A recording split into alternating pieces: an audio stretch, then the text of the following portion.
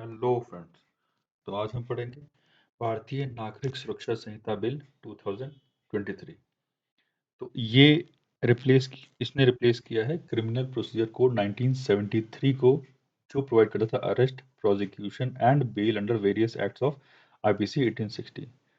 तो कुछ बैकग्राउंड के बारे में जान लेते हैं इसका। सीआरपीसी फर्स्ट इनैक्ट किया गया था 1861 एंड लेटर ऑन 1872 में कुछ पार्ट ऐड किए गए एंड 1882 में। It has undergone several amendments, mostly in 1898, 1923, and 1955. तो लॉ कमीशन ने in its 41st report recommended a significant revision of the code, which led to the creation of CRPC 1973 में finally ये नया criminal procedure code लाया गया था।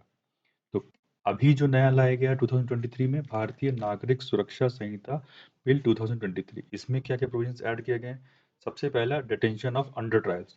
तो first time जो ऑफेंडर होंगे जिन्होंने 1/3 ऑफ मैक्सिमम इम्प्रिजनमेंट अपना पूरा कर लिया है, शैल बी रिलीज ऑन बॉन्ड। ठीक है।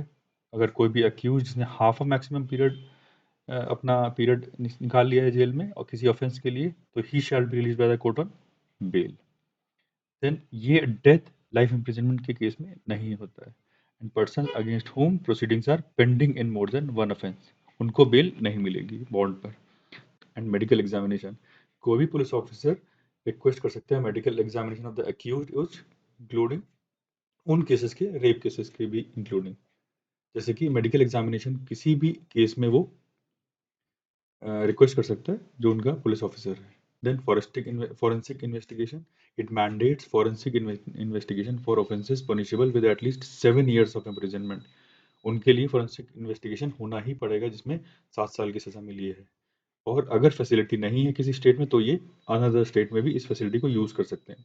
सिग्नेचर एंड फिंगर इम्प्रेशन, ये एम्पावर करता है एक मजिस्ट्रेट को किसी भी पर्सन को अरेस्टेड या नॉट अरेस्टेड ऑर्डर करने का, कि स्पेसिफिक सिग्नेचर दे, हैंड राइटिंग लिख के दे, फिंगर इंप्रेशन दे या फिर वॉइस सैंपल दे। टाइमलाइन क्या है प्रोसीजर की? It prescribes timeline for basic process, जैसे कि submission of medical report, investigation officer giving judgement, informing the victim of progress investigation, framing of charges, इनके लिए टाइम फिक्स किया गया है। Conclusion, incorporation of forensic science, time limit, lawyers and जजेस, इससे हमारा स्पीडी डिलीवरी होगा और जल्दी से जल्दी न्याय मिलने में हेल्प होगा।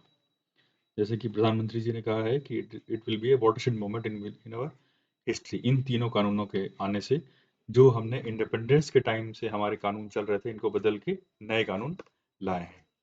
Okay, thank you.